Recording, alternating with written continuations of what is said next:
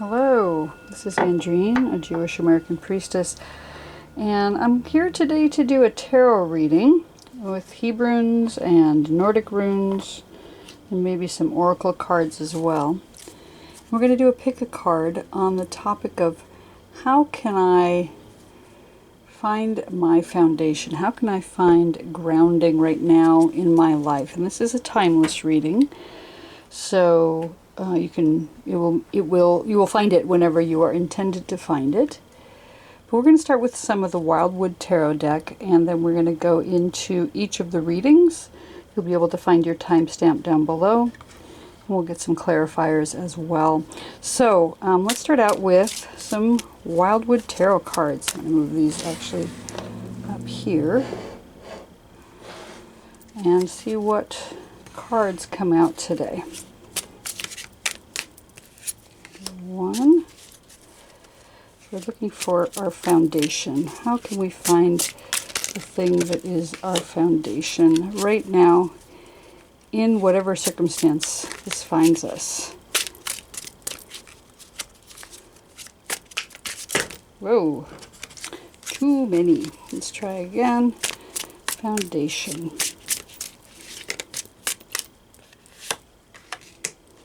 Okay, let's take a look and see what cards are coming up today.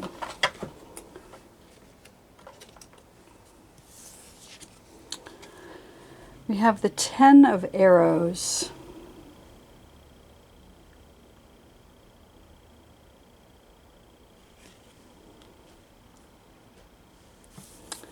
For card number 2, we have the 6 of Arrows.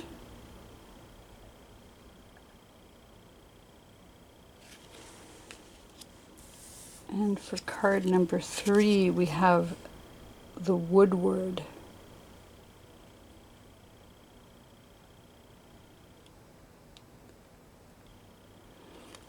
Okay, so let's also pull out a few Nordic runes to go with these. And we'll talk about what they correspond to in the traditional tarot as we get into them.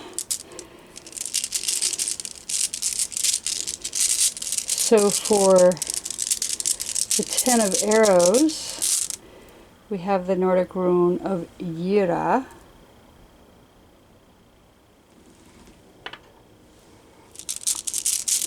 For the second card,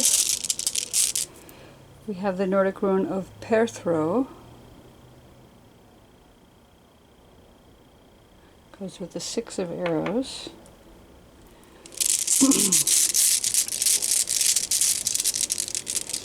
And for the third card, we have Wunjo.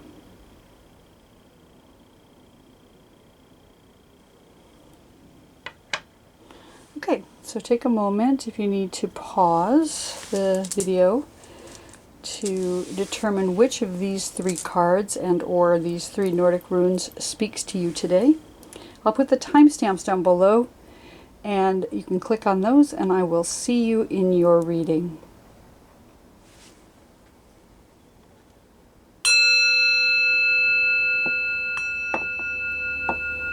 Hello, card number 1. Those of you who chose the 10 of Arrows in the Wildwood Tarot deck, this corresponds to the traditional card of the 10 of Swords, which is frequently seen as a sort of negative or destructive card. And in this case, it lists instruction as the watchword here. And so here on the card, there is a male figure, an elder, who is teaching a young person how to hold their bow and shoot arrows. In the background, you can see this pattern of many arrows, all pointing to the center like a wheel with spokes. And so in this reading, this is speaking to instruction about how do we tap into ancient skills and wisdom with guidance and communication from previous generations, ancestors, using old skills in new ways. Generally, like I said, the 10 of Swords is seen as a really negative card, but in this case, the Ten of Arrows is about passing on skill and really listening to older generations, or maybe being that teacher who allows for instruction to the youth.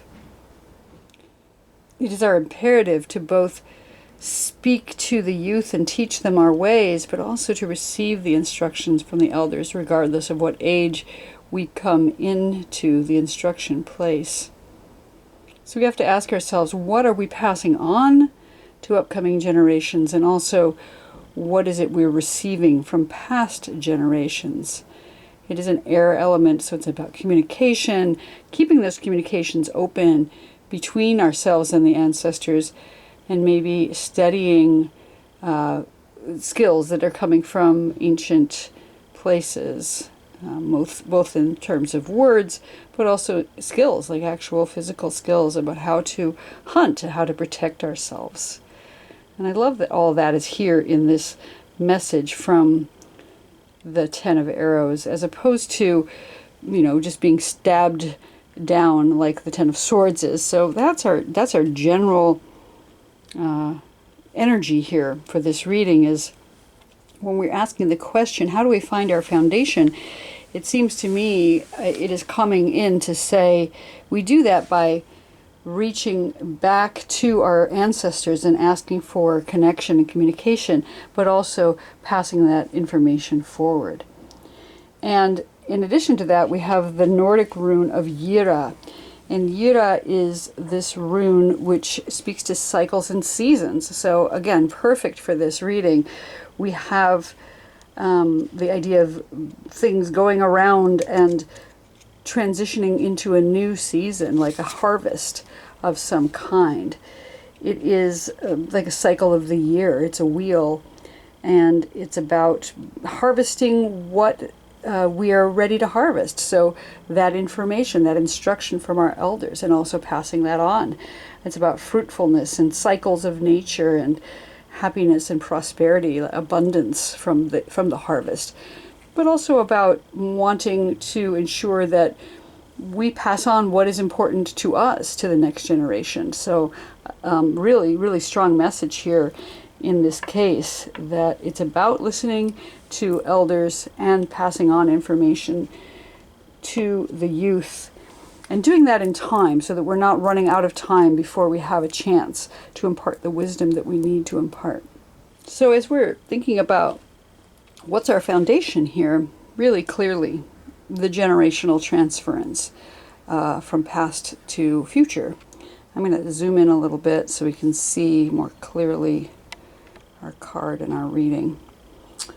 Okay, so now I'm going to pull out some Hebrunes that will help illuminate that for us as well, in terms of what is it we're doing now, what's the challenge, and how might that play out.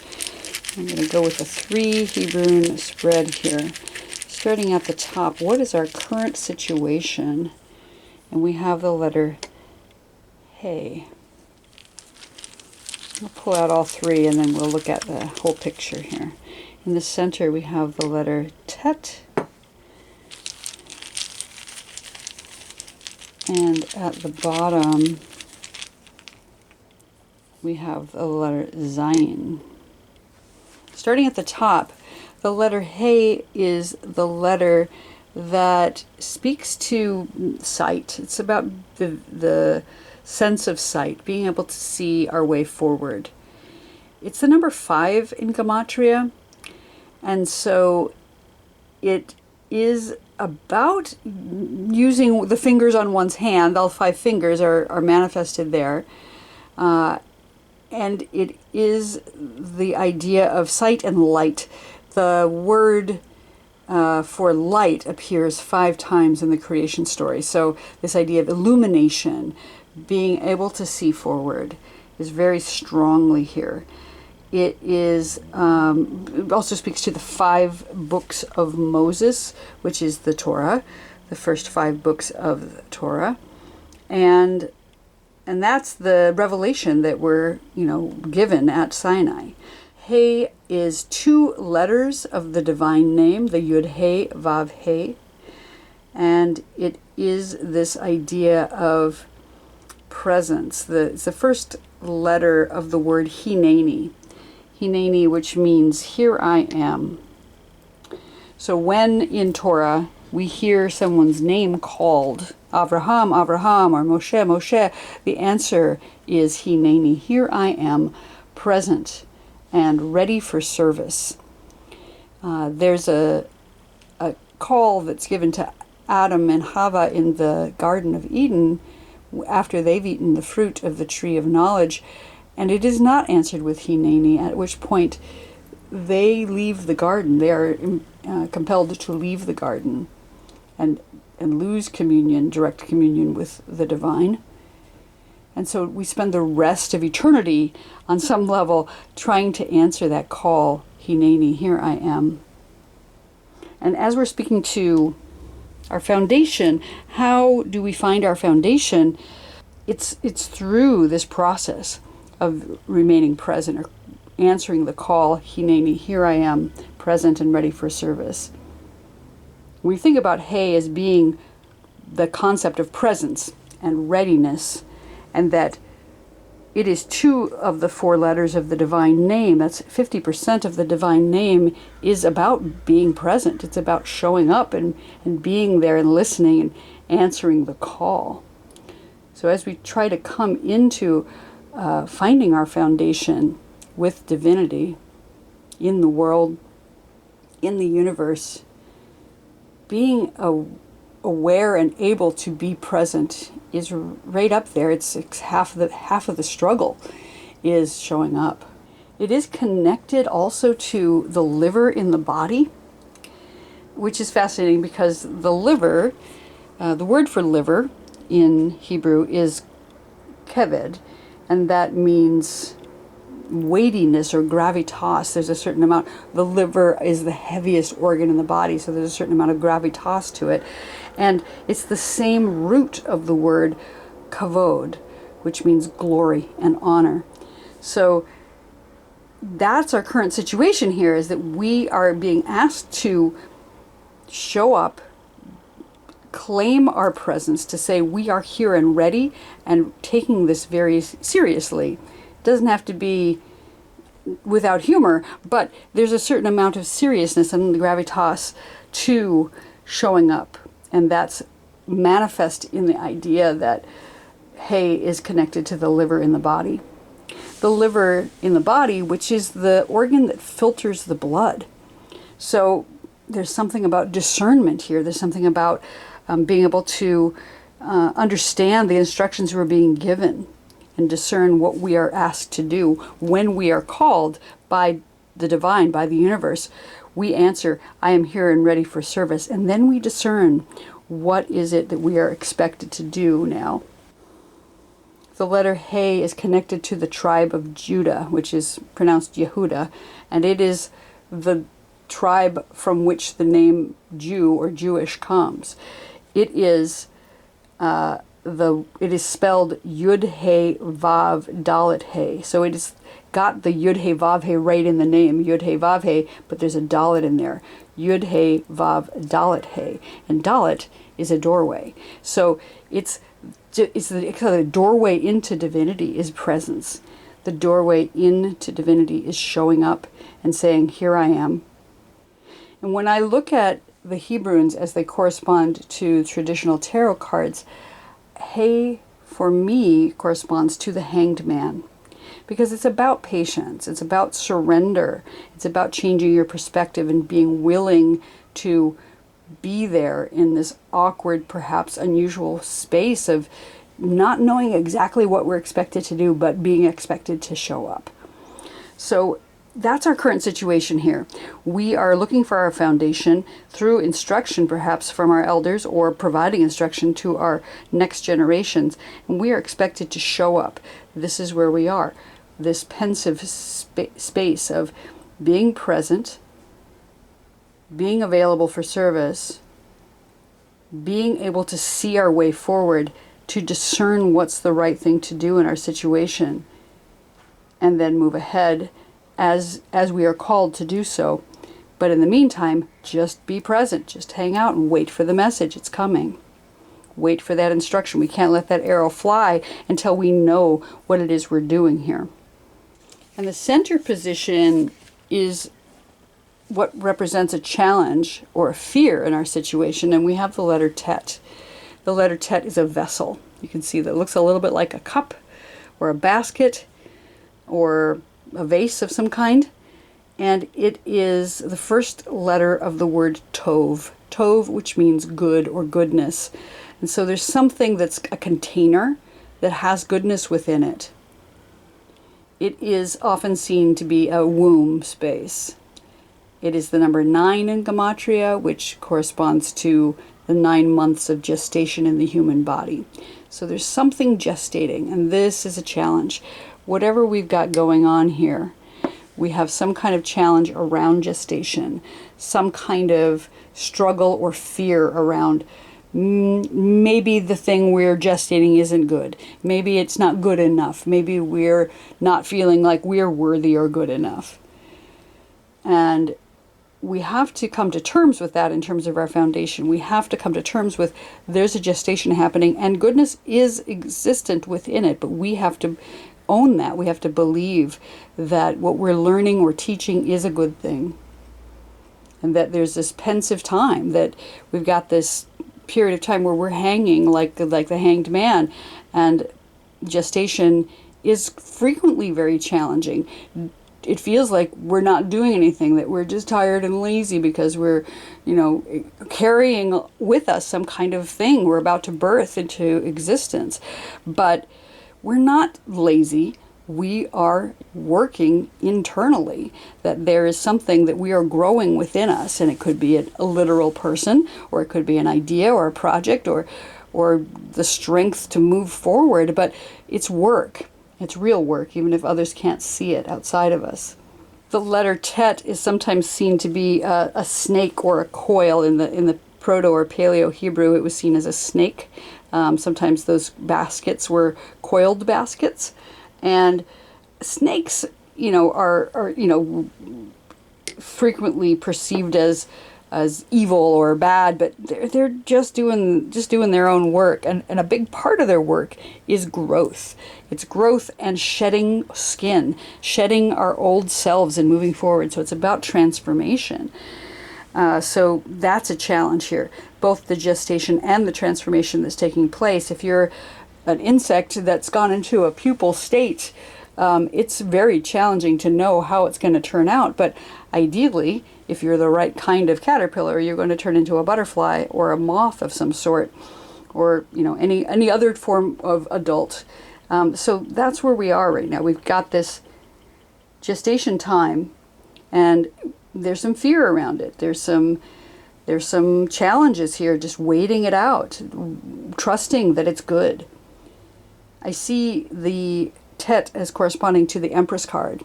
And the Empress card is all about fertility and fecundity and creativity and nurturing and maternal states. So maybe we're just having a challenge with that mother, maybe with the earth itself, with the mother, the spring coming into fruition. This is a hard. Transitions are hard, even if they're good, even if they're Tov, even if they have that goodness within them. They can be really challenging. And in the final position here of what is the outcome given the current circumstances, we have the letter Zion. And the letter Zion is the number 7. It is a sword or a scepter. So it has to do with sovereignty, and I think of it as personal sovereignty in particular. Interestingly, also corresponding to the tarot card of the Emperor. So we have the Empress and the Emperor here. The Emperor being the outcome, which is ultimate power. It is the number 7 in Gematria, and the number 7 has got an enormous amount of magic wrapped up with it. It is the 7th and final day of creation, so it's a completion.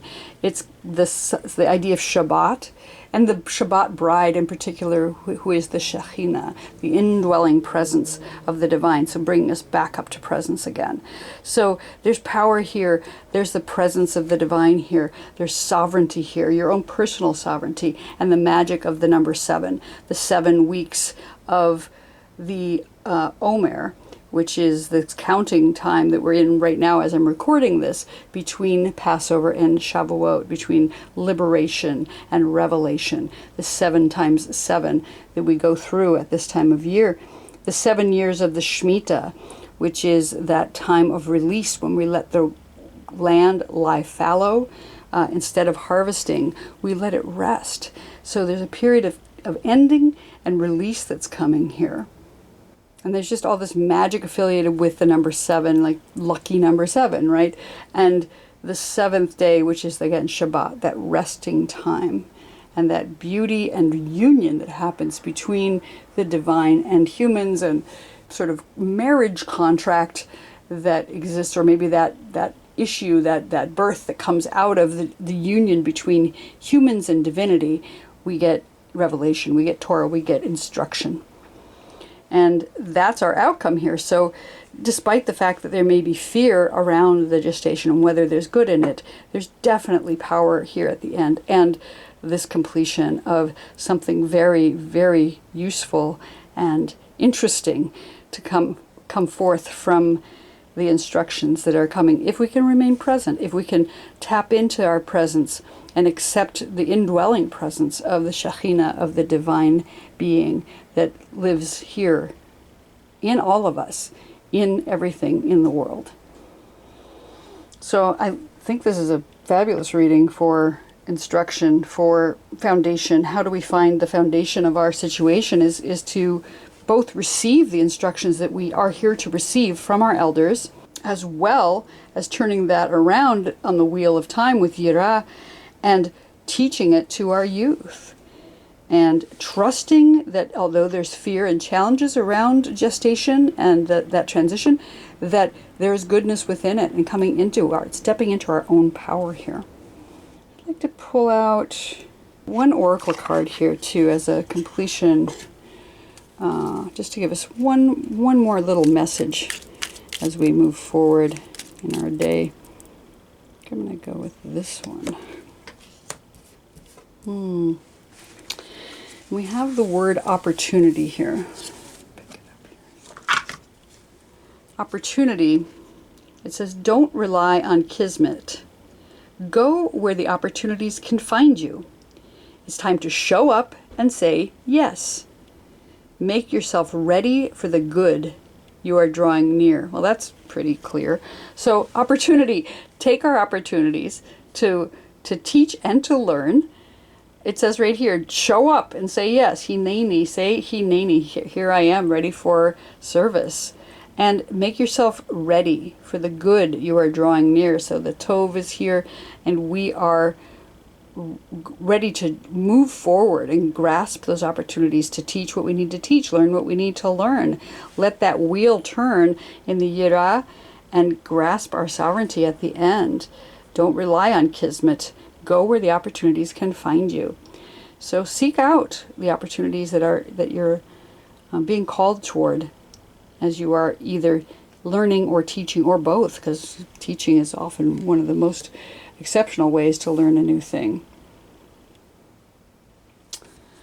And so for those of you who chose the 10 of Arrows today, instruction, this has been your reading. I hope that you found it interesting and enlightening. If you did, please like and subscribe to the channel. Also, if you're interested in purchasing the Hebrunes and learning more about them, check out the description box. There's a link below. And I will look forward to seeing you here next time. Hello, card number 2. We have chosen the card, the Six of Arrows here, and the Wildwood Tarot deck. And you can see that it is a boat in the shape of a swan that is crossing a dark river. We have the full moon above, with clouds and a craggy precipice up above, and the figure that is at the keel here is hooded figure, and the 6 arrows on the sail itself. So traditional Tarot, this would be the Six of Swords, which is about transitions. It does say transition here at the bottom. So it's about a transition over water, traditionally, and usually it's someone, a ferryman taking two figures, a adult female and a child usually, across a strait in the night. And those swords are in the boat itself in the traditional tarot, and yet they are transitioning away from something difficult, usually, and moving towards something better. In this case, we have this transition. It's not as clear whether it's going away from something difficult or towards something better, but we do have this hooded figure who is captaining the boat, and a swan. And I don't know all the symbolism behind the swan. I do know that in the Finnish mythology, the swan swims in the river of Tuonela, which is the dark river, which is the transition between the living world and the next. So there's definitely some kind of darkness here.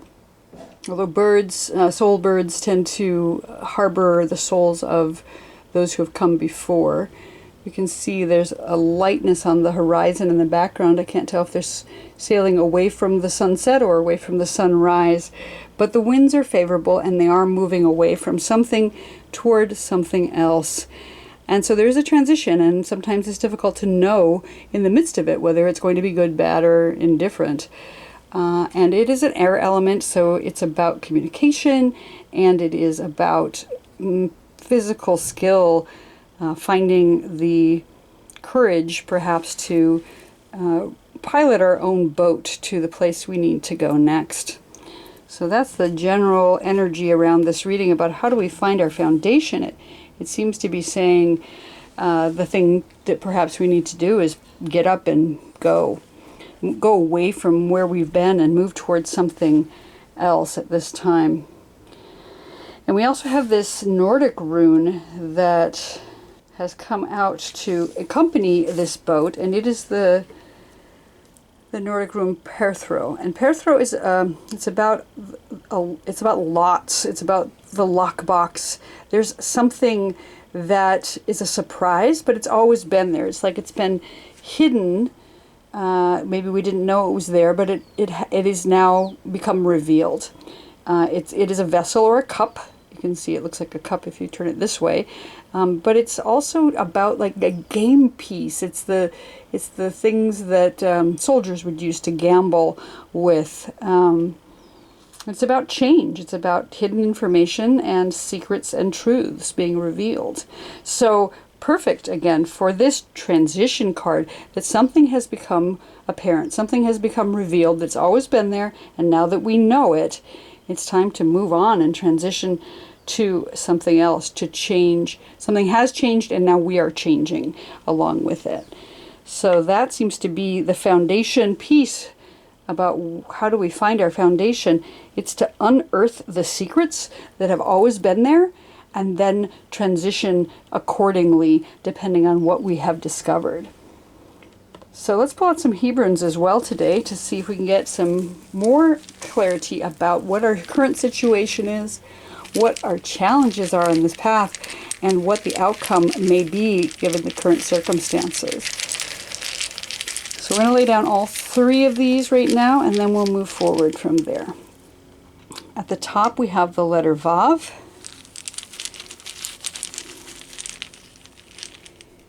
In the center we have the letter Kuf. And at the bottom we have the letter Zayin. Okay. So at the top we have the letter Vav, and the Vav is the letter that represents a tall, standing person with a slightly bowed head. It is the number 6 in Gematria, so it's about, interesting because we have the 6 of arrows here. It's about something almost being finished, and that seems so right for these 6 of arrows because it kind of looks a little bit like an arrow. It's got that that straight, skinny look to it, but something is almost over. We speak to that because of the 6 days of creation, and then the 7th day things were finished. So we're in this position where things are almost done. There was creation happened in the 6th day, and then on the 7th day, the creation was finished. But it's not quite finished. So we have this transition piece to do still. There's been some kind of ordeal or process that's been going on, and we're almost finished with it. I see the Vav as representing the connection of all things. So it is seen as a peg or a hook.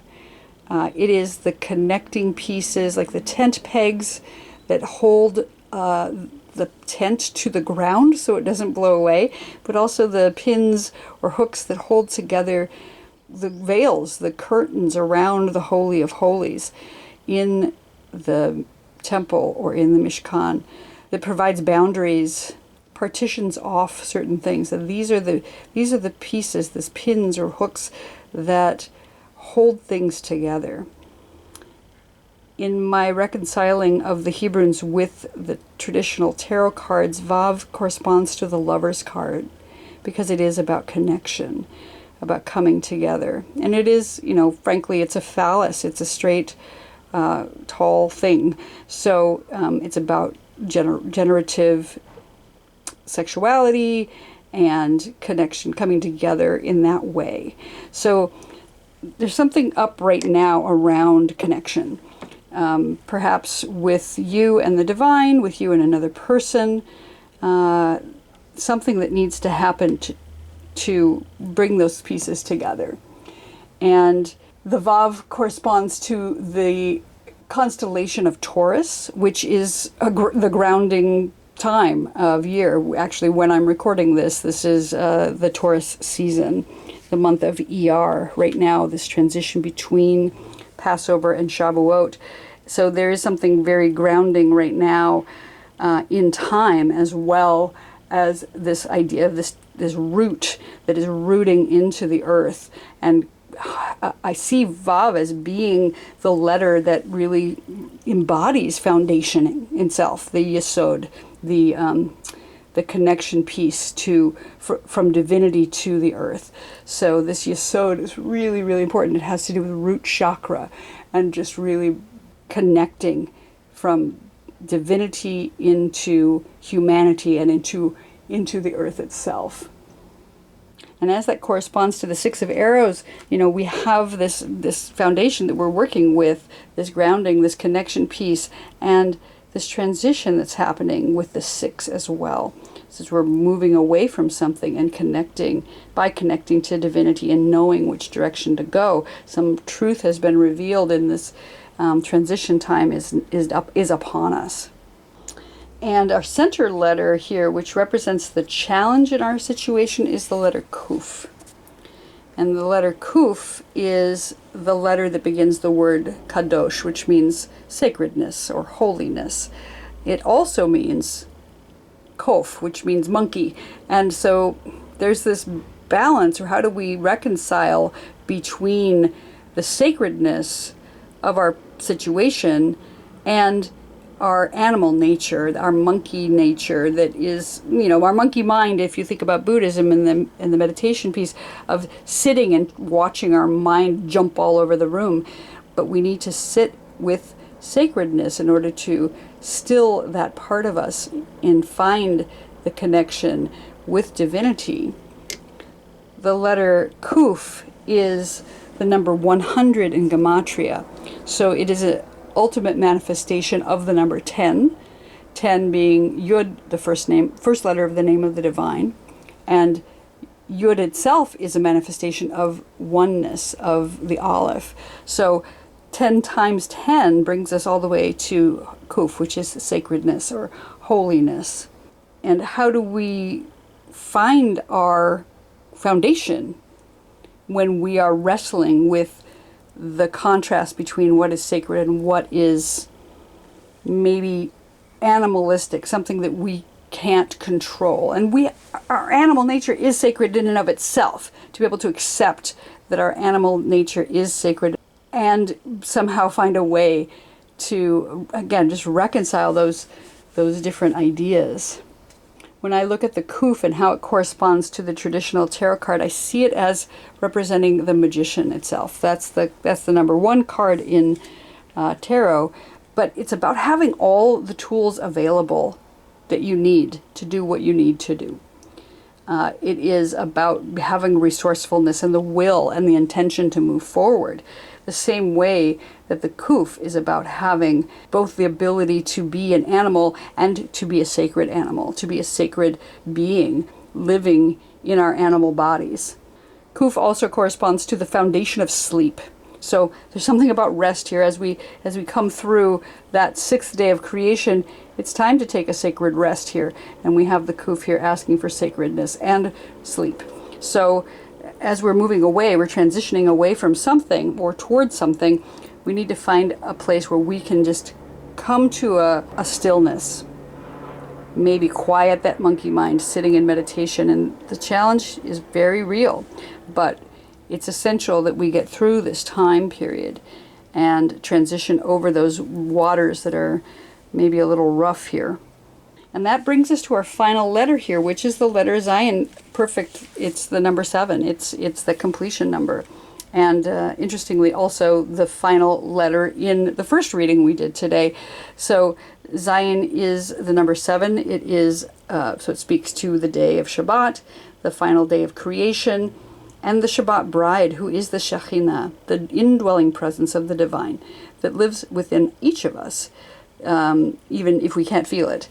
It is this idea of holiness that exists inside our bodies, inside our animal bodies, and brings us to a state of perfection in completion.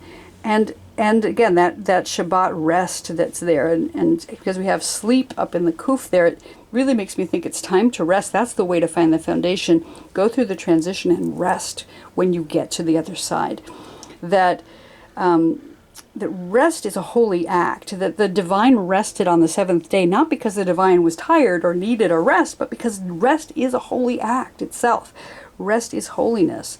So we can claim that holiness because we have divinity within us. That Shekhinah, that divine indwelling presence, exists within us. So we need to claim that rest as well.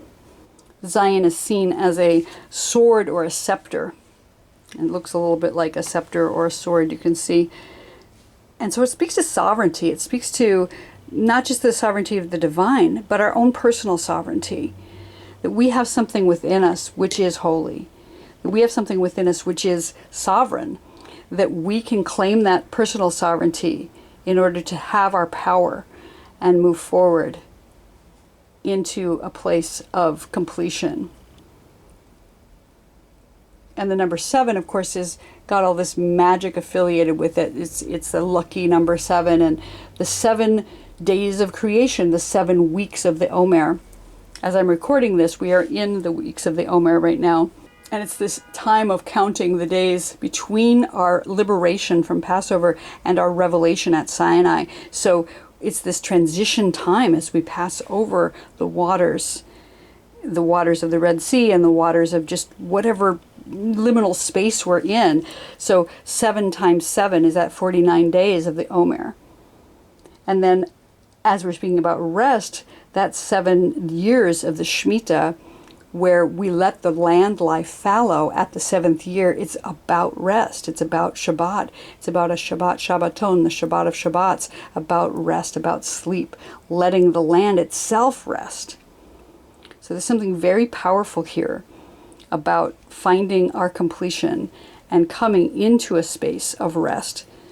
So as we are in this transition time, as we've discovered whatever it is we needed to discover and have that truth come forward that's propelled us into this transition time, we need to remember that we are connecting. We are connecting the divine with the earth, that there's something really powerful, maybe even sexually powerful, about connecting all the pieces of divinity, that we're in this grounding phase, this foundational phase right now.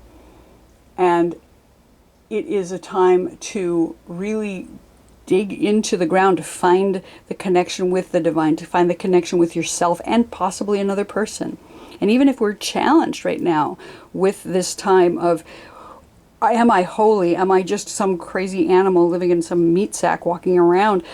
How do we balance that? How do we balance that magical ultimate manifestation of oneness to tenness, to 10 times tenness? It brings us to this holy space, this sacred space of rest, being able to rest in divinity, being able to rest in our own inner divinity, even despite our animal nature. And that brings us through to that sovereignty and that time of completion and rest. I think that's beautiful. I'm going to pull out one more card from the Sovereign Oracle today to see what final message we get here on this reading. There it is, jumping right out. Lovely. It's the word chaos. Beautiful. It says, let things fall apart a bit to see the light between the cracks. Understand why you created the mess in the first place. If spontaneity is failing you, be willing to see a smoother way. Chaos. Love this. So we're letting things fall apart a little bit. Maybe our connection piece isn't holding as tightly as we'd like, but that's okay. We get to things fall apart so we can see our way forward with the light between the cracks, the light on the horizon, and maybe the moon coming in through the clouds. That we can understand why we created the mess in the first place. With our monkey selves, our monkey minds, always making a monkey business. And if we're not spontaneous, if we're not feeling spontaneous, maybe we can find a smoother way by planning slowly, moving slowly, transitioning carefully across the dark water to the other side. So the water is relatively smooth in this picture, and although it's nighttime, we can see light on the horizon. And we will come to a time of completion. We will come to a place of personal sovereignty. Embrace the chaos. Let it do what it needs to do, and trust that when we come out on the other side, we will find our rest there. So for those of you who chose the Six of Arrows, this has been your reading. I hope you enjoyed it. If you did, please like and subscribe, and I will see you here next time. If you're interested in knowing more about the Hebrunes, check out the link in the description box below, and we'll see you here.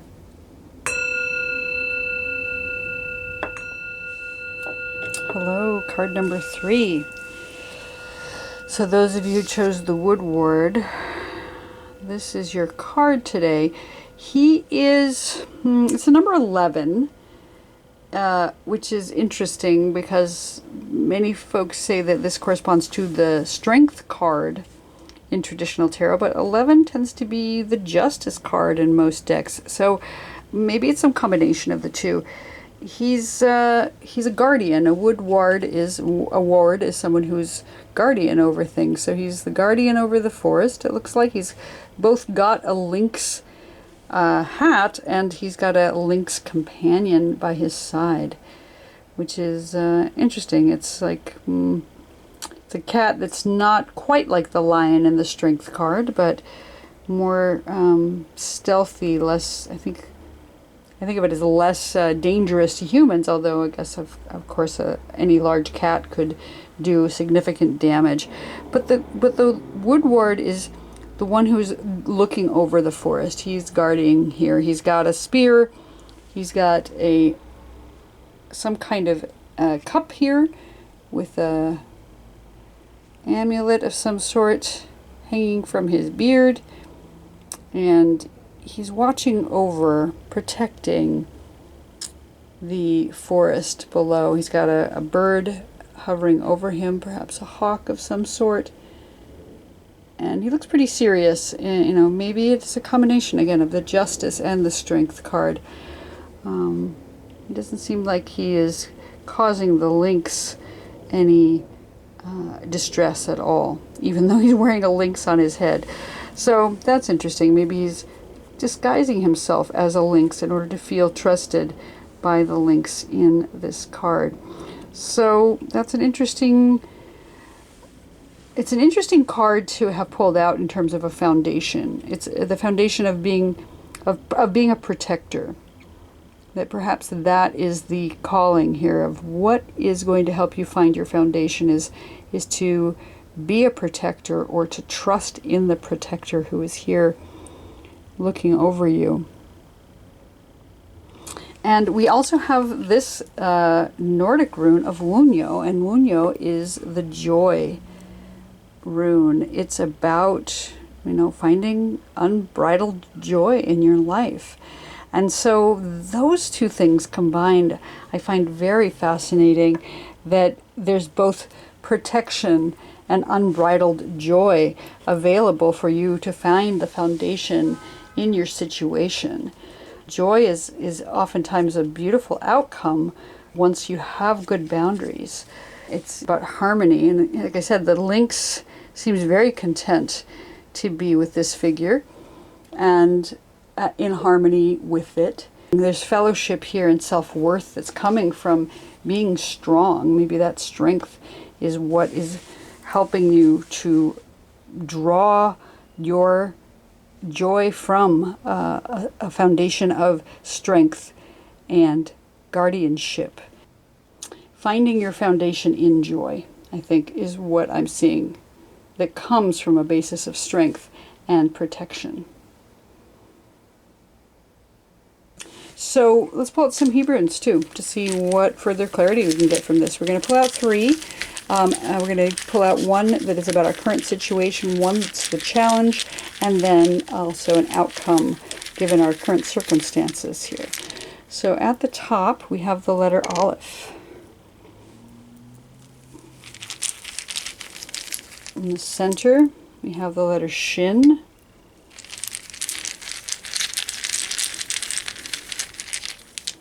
And on the bottom we have the letter Mem. Wow. Okay. So these are the three mother letters in the Hebrew alphabet. That's pretty magical. Can't get much stronger than that. Can't get much more joy than that. So Aleph represents the air element, the atmosphere in which we live, the space between fire and water. Shin is the fire letter, and Mem is the mother letter of water. So the three major creation elements, air, fire, and water, right here in this reading. Aleph being the position we're in right now, which is the position of air, that place of balance between fire and water. That I'm just so blown away by the three letters coming out. Aleph is the divine above, the Yud above, and the Yud below. The Vav between, giving balance between the two. So, and some say that fire is above and water is below, and Aleph is in between here. So it's this balancing letter that gives us a perfect place, that Goldilocks zone in which to live, that isn't too hot or too cold, but just right. And that's where we are right now. We're in this position of the Aleph. The Aleph is the number 1 in Gematria. So it speaks to the oneness of the divine. It speaks to the unity within multiplicity and the multiplicity within unity. We have trillions of cells in our bodies, but we have one body. We have trillions of stars in the universe, but we have one universe. We have trillions of facets of the divine and the sparks of the divine in all things, and yet only one divine. So it's the oneness of all. That's where we are right now. It's exciting because it is that one point. It is that one thing. It's where we are. It's where we can exist in between the heavens and the waters. It's the balance of above and below, and the beginning of all things. The Aleph is the first letter, so it's that, the first thing that was carved into the void, into the thing that was no thing. And we have connection and division. So, like I said, we've got the divine above and the divine below, and this Vav between it, which is both connecting and dividing. It's allowing us to see where we rest in that. Where do we sit between our place in divinity and our place on the earth and in our human body and our humanness? It's also this liminal space. It's like this, again, that Goldilocks zone between the fire and the water, where we can exist, because we can't live in the fire and we can't live in the water. We can only live in this atmosphere. We are purposefully set up to live in this zone of comfort that we have between heaven and earth, between heaven and water. And it's a crossroads too. It looks a little bit like the crossroads. You come down the road, and which direction do you go? Do you go left, right, forward, or back? It gives you the 4 directions right here on the letter, but it's a crossroads. How do we make transitions? How do we find our place in the next, into the next zone? Where do we go? It's the chest and the lungs in the body, because it's air. It's about how do we breathe? How do we find ourselves? How do we maintain our connection with the divine through breath? We were given breath from the divine the moment we were born, and it leaves us the moment that we leave our bodies. So this idea of breath, which is our connection with divine, it speaks to all the transitional times of the spring and the fall. And when I'm recording this right now, we are in the midst of spring. So that time between the hot of summer and the cold wet of winter, we're in this liminal space right now. And almost all of the names of the divine in Torah begin with the Aleph. We have El, Elohim, Adonai, El Elyon, so many names that begin with the Aleph. And it's also the first letter of the word Adam and Adama, which means mud and human. So we're in there, you know, with the Aleph. And I'm so flabbergasted that all 3 mother letters came out in this reading. One more thing that comes up for me with regards to the Aleph is that in the Paleo Hebrew, it looked like the head of an ox or a cow. And so that speaks to property. It's like, what do we have that is of worth in our bodies or in our families or in our possessions? And so there's this idea of worth and wealth that comes with the Aleph as well. And with regards to the Woodward, how do we protect what is of value for us? And how do we find our joy in all of this as well? I just think it's spectacular. So Aleph is where we are now. Wonderful. Our challenge in the center here is the letter Shin. Shin, as I said, is the mother letter of fire. And the mother letter of fire is made up of 3 yuds at the top and 4 vavs, 3 going down and 1 across the bottom. And if you look at that, you can see it looks like flames leaping up from beneath. It's got the 3 yuds. Yud is the first letter of the divine name. It's that initial point that is the beginning of every letter. And we've got 3 of them here. And 4 vavs, vavs being the letter that means connection. Aleph has 2 yuds and a vav. This has 3 yuds and 4 vavs. So a lot of connection here. And fire is such a magical, I can't even call it a substance, plasma. It's a thing that is neither air nor solid nor liquid. It's the combination of so many things, and it transforms all the time. It's always moving and changing. It's mutable. So the challenge here is the transformation piece. Shin speaks to, fire. It speaks to change. It's the first letter of the word shuva, which means to return. It's the first letter of the word Shekhinah, which is indwelling presence, and Shini, which means change, and Shalom, which means wholeness. And all these things need to happen. All the change needs to happen. All the transformation and return and presence needs to happen in order for us to find wholeness. And it's a challenge. It's a hard one. There's a lot of fear around it very frequently. It's about passion. So much fire that goes into both passion of love and the passion of anger. And it's the head in the body where those passions exist. So we have the chest in the body and then the head in the body here. And this transformation through fire. And of course it speaks to the summer in the year. So as we're coming through spring into the summer right now where I live, in the planet. We have this concern about the heat. We got a hot heat wave coming in this weekend where I live, and so there's some challenges with that hotness. There's some challenges and some fears about what's going to happen. Is it going to be too hot? Are we going to is the climate changing so fast that we will have difficulty surviving? And those are all really valid fears and concerns. That Shin corresponds to the sun and the moon and the stars in the sky, all the lights of the sky. So it brings light in that way of fire, but that fire itself can be damaging.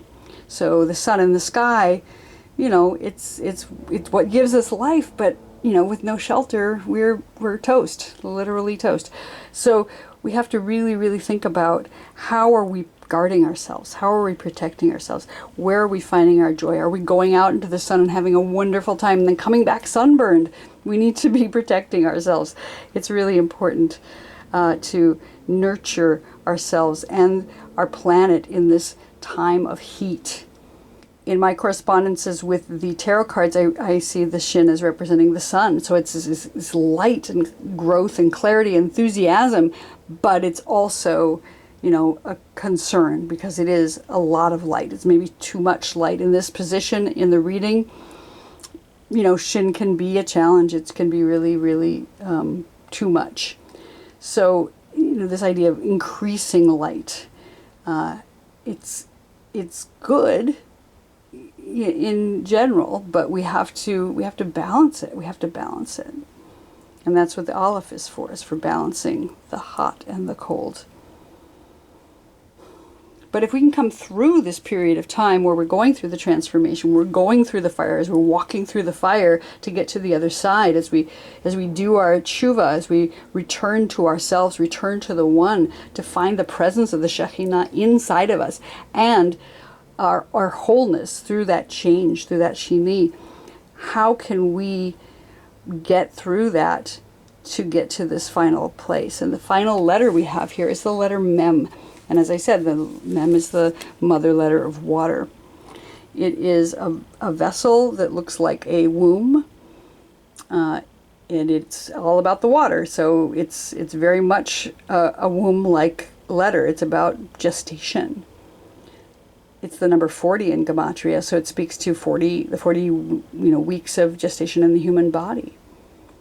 And there's also transformation and cleansing here through this water, this wet season, the winter, the cleansing of the mikvah, which also begins with the letter Mem. It's got that Mayim Hayim, those waters of life in the belly, in the body, the amniotic fluid in the womb, through which we are all born, that transition that we come through while we are being born itself, but also as we came out of slavery, as we came out of Egypt, we had to go through the Red Sea to get to the other side, and then we end up where? In the desert, where we don't know what's going on. And so there's definitely, like I said, fear there around the Shin, but the Mem is where we're going to end up in this reading. And the Mem is that nurturing place of being held by the mother, by the deep, nurturing, maternal love of the divine. I see Mem as corresponding to the divine names of El Rachem, the wombed one, and El Shaddai, the one who has breasts and nurtures us. So we have many of the names of the divine here, the El Elohim Adonai, the Shekhinah herself, El Shaddai, and El Rachem.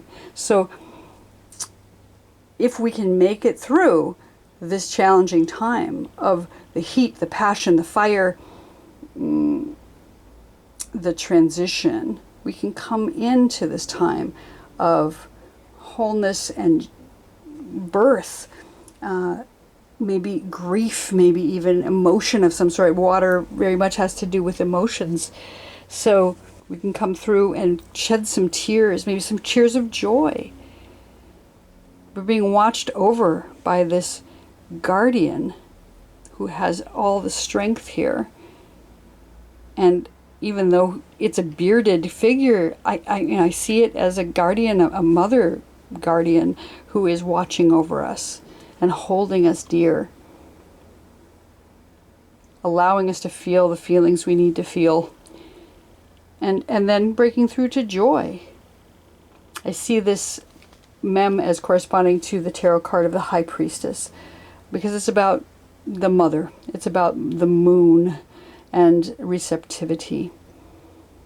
You know, we have the sun and we have the air, and I think about mem as being more like the moon, more like that nurturing, feminine, receptive quality who holds us in strength and in safety and joy. We can find our joy in this as well. And I think this is just a beautiful reading. I'm just, again, so blown away by the 3 mother letters coming up in one reading like this. But, you know, if you've chosen this card of the guardian, of the strength guardian here in the forest, and the joy rune, you have all 3 mothers here. The mother letter of air, who is giving you this Goldilocks zone to exist in right now, the balance and the breath. We have the fire, which again can be challenging and a little scary sometimes, but is passion. And then we bring ourselves down into the mem, the mother letter of water, where we can rest and relax and be nurtured and being born through that, finding Mayim Chaim, the waters of life. Wow, what a spectacular reading. I'm so happy for you if you've chosen this card today. I'm going to pull out one more card from the Sovereign Oracle to see if we have any other messages that need to come up. This really wants to come out. Okay, we're going to take it. This is our card. Paradox. Lovely.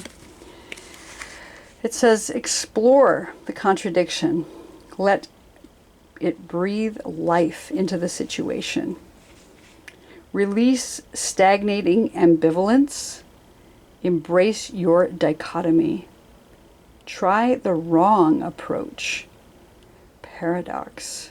That really fits here in terms of, you know, the idea of strength and joy, the idea of air, fire, and water all coming together. How do we reconcile all 3 elements into this this combination that brings us to wholeness? Explore the contradiction. Let it breathe life into the situation like the olive.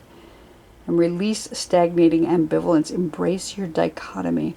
Okay, paradox. So find your paradox here, that you've got all 3 mother letters that bring wholeness to it, but seem to be in conflict with each other. The idea of strength and joy, guardianship and joy here. Maybe justice too, because we do have that 11 card, which traditionally is the justice card in most tarot decks. So justice and strength and joy, air, fire, and water. Beautiful reading. Thank you so much for watching. If you enjoyed this, please do like and subscribe. And if you're interested in learning more about the Hebrunes, please do check out the link in my description below. And I will hopefully see you here in the next reading.